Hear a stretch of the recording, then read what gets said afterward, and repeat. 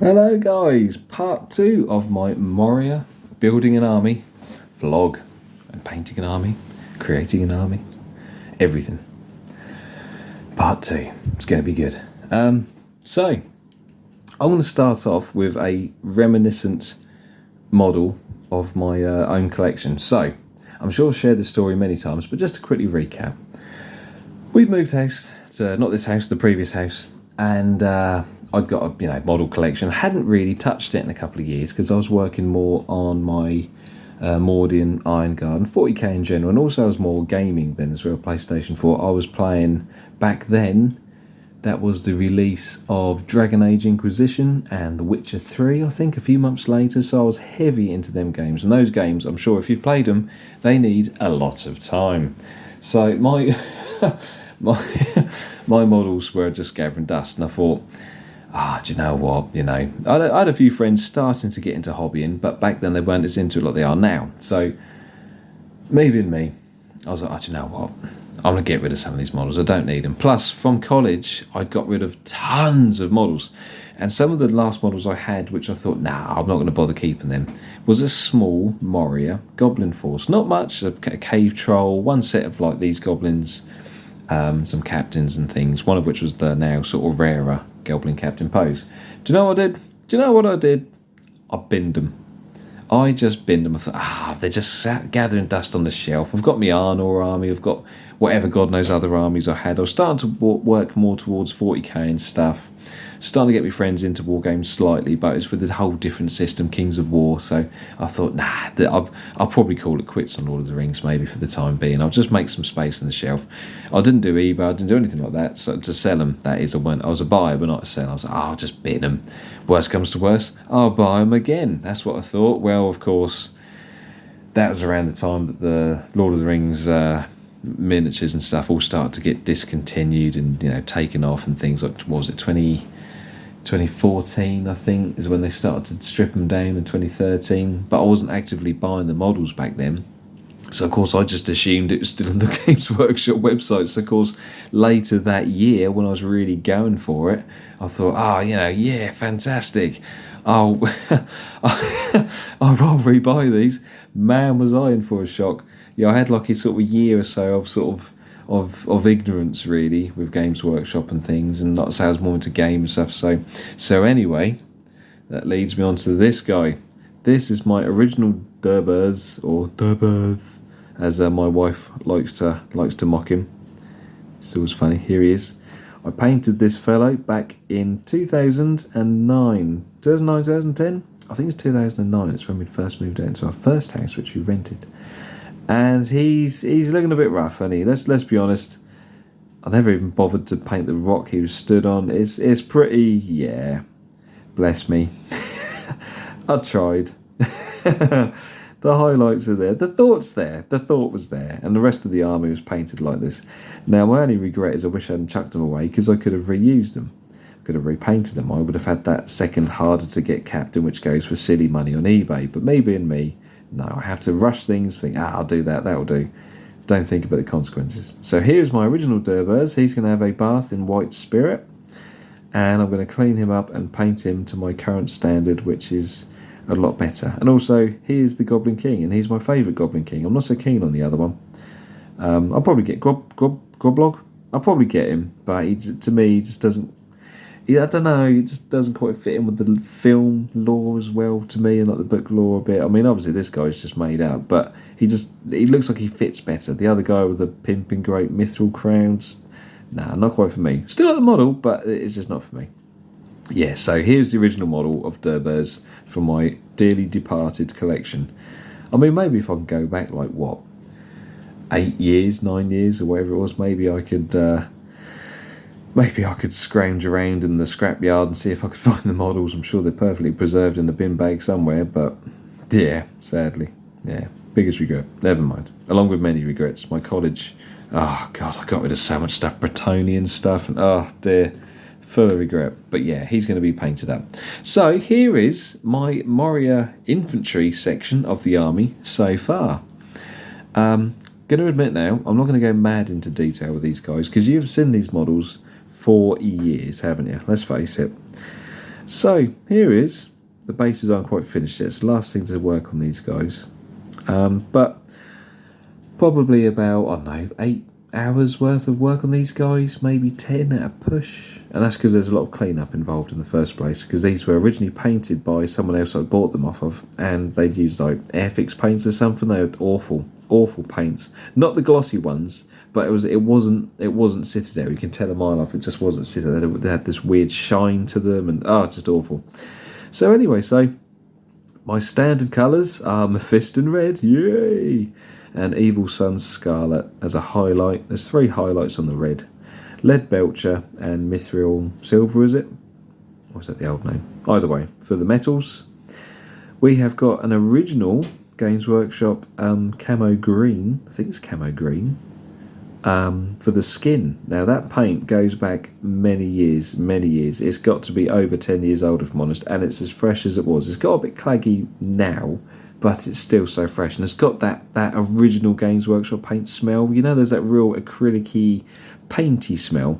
That's what that paint has got. It's got that original smell. It's such a... I'm so gutted. I'm basically, I've almost run out of it now. I might keep the pot just for nostalgia, just to keep it, because I've had it for so long in my collection. It seems a shame, because that's got to be one of the original pots from when I'd start to get back into this back in 2009. So yeah, it's cool to have. That's what I've used anyway, and I used a highlight with Uriel Yellow, funny enough, just to give a little highlight. They've only got 2 highlights on the skin: base coat, another coat to get nice even finish, and then a Uriel Yellow just to pick it out a little bit. Uriel Yellow, Uriel Yellow for the eyes, and Abaddon Black just as a little pinprick sort of spot on the eyes. He's a bit bug-eyed, that one, but yeah. And then we've got Mornfang Brown, and we've got Dryad Bark as well, and also Rhinox Hide. That's for the various leathers, the wood of the bow. There's like a little pauldrons type thing on here, on the top there. Whether it's meant to be red or not, I decided to go for brown. I thought they'd make like an extra cool bit of armour they've maybe put on rather than metal. And yeah, and that's it for the Gobbos. That's the same for all of them. So here's an archer. Just go over a few. Now, I could have gone absolutely nuts on the detail. I really could, and I did think about it, but they're just not worth it. No offence, guys. I love these models. These are nostalgic models from the original release day. You know, I doubt we'll ever get a new version of these. We might do, but I can't see it myself. But they are just not worth... This guy's my favourite, by the way, of the archer models, plastic archer models. This dude is my favourite. I even managed to paint his eyes, which I'm quite pleased of. But they're just not worth the effort. You could go mad on this, but when this is a horde army and you've got so many to paint, it's really just not worth it. So as I was painting these guys, I'm thinking my usual thoughts of, yeah, I'm going to really go to town, really highlight them up. Really, I've given this guy an overbite. I think it's quite cool. Makes him look a bit derpy. But I like the spearman models, actually kind of cool. But I thought, because it's a horde army, I can't realistically spend forever painting each one of these up to some mega standard, in my eyes anyway, to what I would normally do with my other miniatures, because there's so many of them. I'm going to need probably about 60. There's just no point. No one's going to look at each one of these individually and go, oh, wow, you painted him well. Oh, wow, you really painted him well. So I got to a point and I thought, do you know what? That'll do. They've got some nice red highlights, some nice metal highlights, nice greens. The eyes are painted. That'll do. And so this is kind of my standard for these guys, really.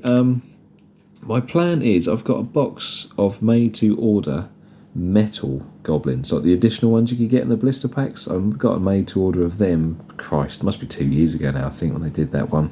They did one more recently, but I didn't take part in that one. Those ones I'm going to give a little bit more detail, although actually... they're the more armoured ones, so they actually don't have hardly any cloth on. There's cloth on them, but not a lot.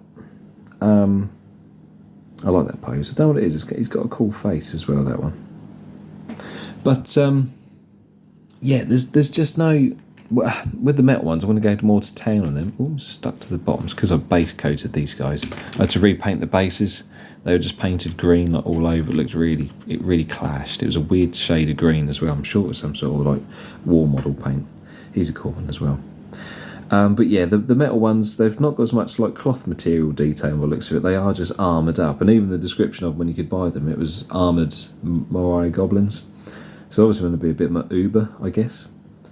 But yeah, I'm going to give them a bit more detail. Even if I can't do much cloth, I'll do more for the skin or more for the armour, something like that. Anyway, try and make them pop a bit more, because obviously they deserve it because they're a bit more uber sort of thing. But yeah, I've got them to do. Thinking about it, actually, in my display cabinet over there, I've got a made-to-order goblin, which is goblin shaman, I should say, which is different to the one in the Finecast set for the command stuff. So I remember buying him on the off chance on a made-to-order this year. I'm sure it's this year. I can't think what else I bought. But he's got a slightly different pose to one currently available. I think he has anyway. But I'll be adding him to the army as well, which would be awesome. But that's my plan for these guys. I can't remember if I went off subject, sorry, but that's my plan for these guys. So the next batches I get, I'll probably even just buy them off eBay, to be honest. I kind of like the idea of like saving some badly painted miniatures, in my eyes, sort of bringing them back to the fore a bit. So I might do that as well. I'll probably get some new ones, because I do want to do a conversion of a captain, and it was this model I was going to base it on. And I've seen that because I've seen it on Google Images as well. So what someone's done, they've snipped this off, stuck a shield on, and then here they've put a sword into his arm, or they've cut a sword arm off and stuck it on this one. Off the back of my head, I can't remember if they bothered to remove the bow, quiver, whatever it is. But I think I would attempt to remove that. That doesn't look too bad. I could certainly give it a try. Or if not, he's a captain, so I could always just have him armed with a shield and a sword and reattach the bow, attach it onto the back and make him look like a freaking uber captain, like he can do everything. And then in gaming terms, it's just decoration. He is just a sword and shield captain. Maybe I could do that. But that's the pose, because the pose looks really cool, actually. And I'd also mount him onto a rock or something as well, so he sits a bit higher, make him more obvious, and obviously spend much more detail painting him as well. Really work on the paint, make him pop a bit more as a captain should. On that note, obviously I'm going to be ordering the command section, or set, whatever you want to call it, for the gobbos. But the newest edition is this, the Warg Marauder, which is awesome. I always wanted this. This one was called models that I wanted but never bought, and then obviously it got discontinued, and it's been going for ages and blah blah blah. And of course it's back, and it's awesome. I've given it rough undercoat, needs going over again. Now, me being me and my clean-up zealousness, I chopped off the bit on the stomach where he's meant to connect up to the base. As I was putting them together, I'm like, oh, bugger. So I had to pinned it in place, and yeah, problem solved, basically. Simple as that. But such a cool detail model. I've glued this character on because it made sense to be honest. If he was in two pieces, I'd have to paint that neat, glue them together and be like, glue spillage, or it doesn't quite go right. So I've glued him on, but the other two are here, chilling out, ready to be painted individually. Lovely detail on these guys, actually, and they're so delicate. Because it's fine cast. They are so delicate, which is a worry, but we'll see how we do. But yeah, it's such a cool model. I plan on getting at least 2 of these Warg Marauders for my army. 3 would be awesome, but because they're a little bit pricey, which is understandable. Because they're a bit pricey, I have to sort of eke my funds out to spread as far as I can. So, for indulgence, I'd love to get like 10 of them, but obviously 2 would probably be my max for now. Maybe a third one if I can. But they're, I think, £16.50 or £18.50. So of course that's like one of the other Moria Goblin packs. That's the 8.